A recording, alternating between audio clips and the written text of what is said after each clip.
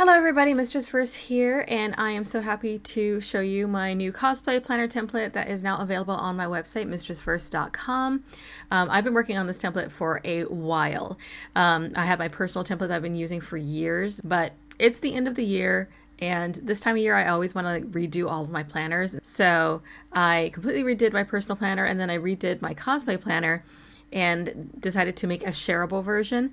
So this is the version that is available on my website, mistressfirst.com. So I just want to walk you through how this cosplay template works. So basically, if you're not familiar with Notion, Notion is a note-taking platform, but it's constructed by databases. So the way this planner works is at the very bottom, I have a list of databases that are all things that are linked to in this whole planner. So these are all like the master databases. And the front page has a cosplay section, a section for notes. Right now I just have measurements there, but you can put whatever you want.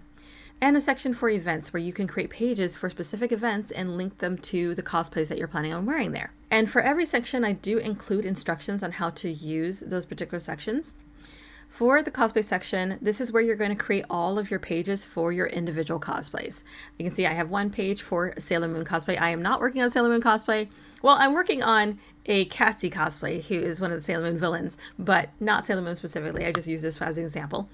But this section is organized by status. So you have the in progress section, you have on hold, thinking about, and completed. So first I'm going to open up this page, and of course you can set whatever kind of banner you want. Here you want to put the name of your cosplay, the title of the piece of media that cosplay is from, the type of cosplay. Right now I have anime, book, movie, TV show, video game, and then of course the status that it's in. And then here you can link it to an event that you plan to wear that cosplay to. Here I have a button that just takes you back to the front page. It's just a quick little easy button there. And then on this page you have a section for parts, which is where you're going to track each individual part of the cosplay that you're working on. A progress section that is just an overview of your progress on the different parts. A materials section that is where you track the cost of your cosplay. Here everything that you buy for your cosplay you put here. You can mark whether or not you bought it, the cost of it, and it's going to sum it up down here. You can link it to a source from the resources database. We have a database that has all the various shops and stuff that you can buy cosplay materials from, and you can of course add your own shops, but you would link that to that page here, and then you can see like there's a bunch of different places that you can buy stuff from. I should get rid of Joann's because unfortunately they're not here anymore. Sad face. And then here you can link it to the particular part that material is for. And then of course you can take notes. And then down here you have a section for your cosplay photos. And this is where you can keep all your photos in one place.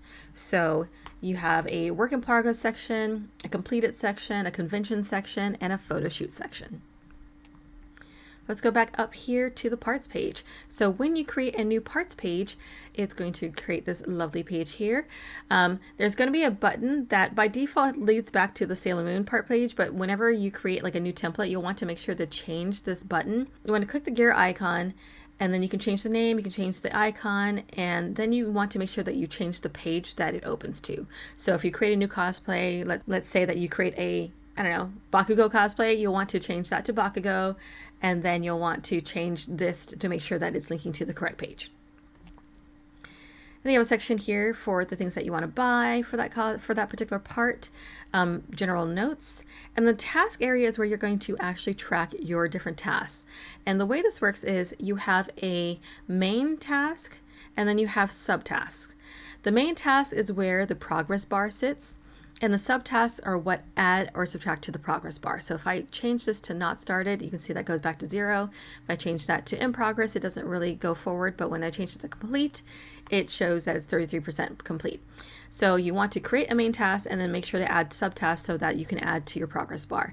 And I find this useful because I like to break down all of my tasks into lots of individual steps. So in this case, the main task is to make a bodice, and I've broken that down into making the pattern, cutting the fabric, sewing the bodice together.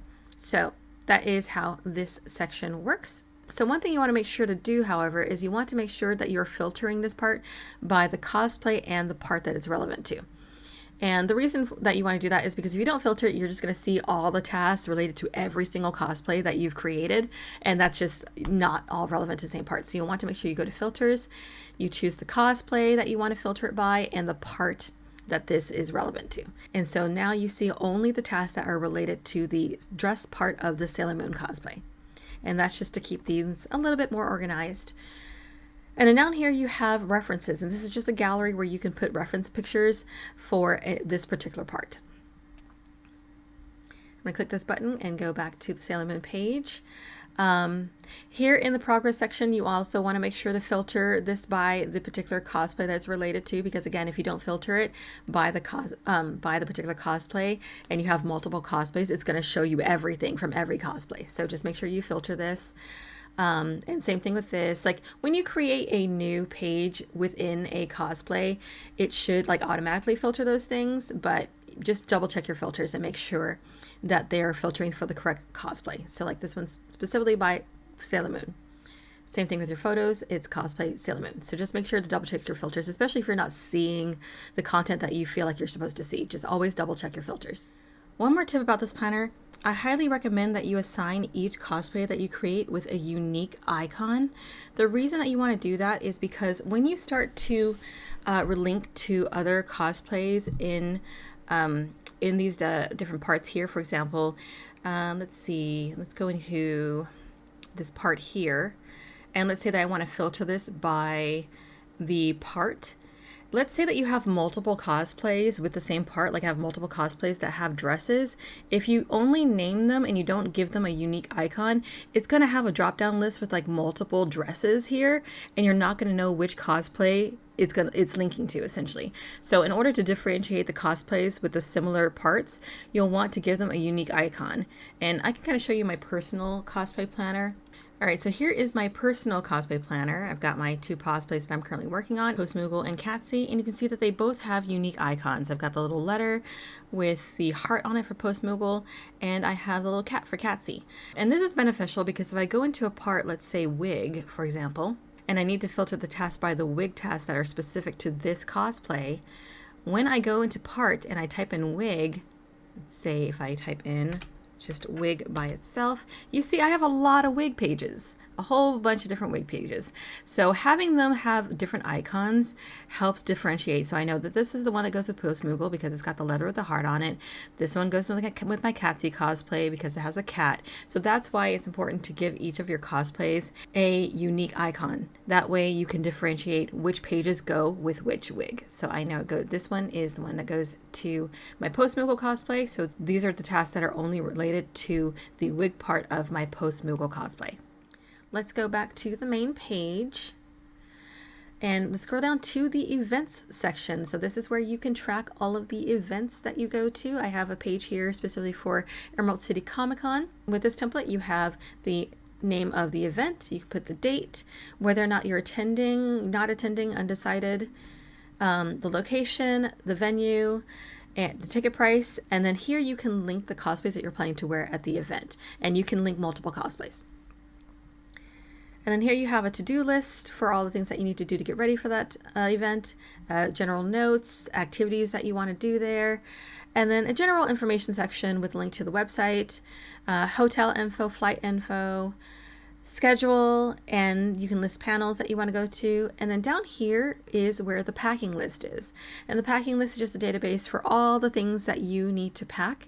You can filter by a specific cosplay. You can filter by anything if it's just general stuff that you need. But this is a good way to make sure that like I have all the stuff related to my cosplay and that it's packed so that you don't end up mistakenly leaving something at home. And that is the whole template. So I hope that you find this useful. I did also add like a blank banner at the bottom if you want to create your own banners. This is the purple version. I am going to create some other colors as well. I have to decide what colors I want to create, but I will have those linked to my website as well. But this template is available on my website, mistressverse.com. And you just go to my downloads page, and here I have various downloads. I have like presentations from previous panels, but you just come down here to Notion templates, and here is the template. And if you just click on it, it's going to open the template up, and then you'll want to click on the duplicate button here to duplicate it to your own Notion. So it is super quick and easy. It is a free template, but if you find it useful and you would like to tip me, I do have a Ko-Fi link at the bottom of my website. But other than that, I hope you enjoy using this template.